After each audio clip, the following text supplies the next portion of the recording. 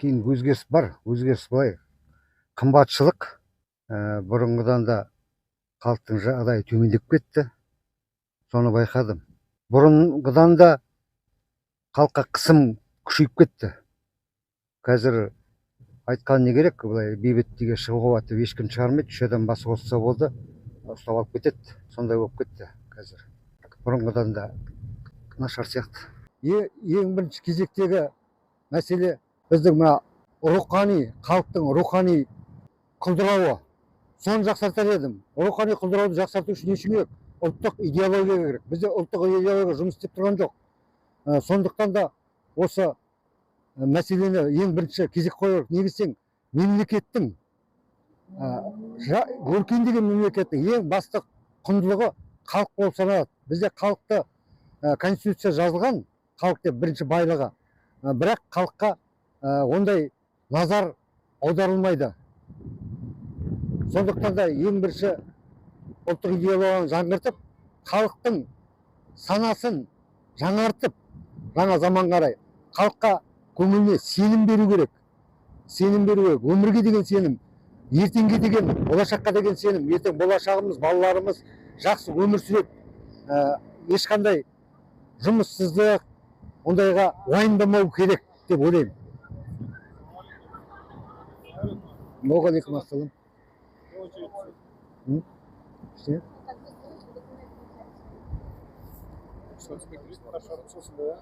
Қай кітап аға? Кітап жоқ, мәшін жоқ.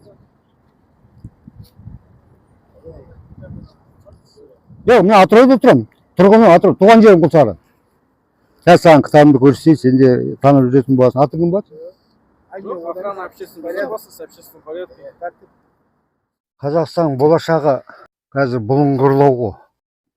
Болашағы бұрынғыдан да қазір қаңтардан кейін жұмыссыздық көбейіп кетті. Жаңа қымбатшылықты айттым, қымбатшылығы бар, жұмыссыздығы бар. Оның үстіне мына Атырау облысында осы 23 жылы жаңа болашақ кеңейту жобасы аяқталды. Теңіздегі үлкен көп адамды жұмыспен қамтыған 80 мың адамдай. Сондықтан мұның бәрі қысқартуға түсті. Қазір жұмыссыздық билік алып тұр. Атырау ол тек қана теңіздегі қысқартулар ол Қазақстан бойынша.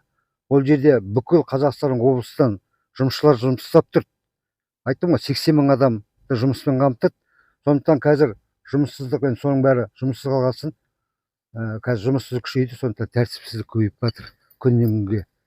Ал үміт, адам үмітсіз шайтан ғой, адам үміттенеді, бірақ та қазір үміт азайып жатыр. Неге десең, оның куәсі жастарымыз, жақсы мамандарымыз бәрі шетел асып жұмыс істеуде.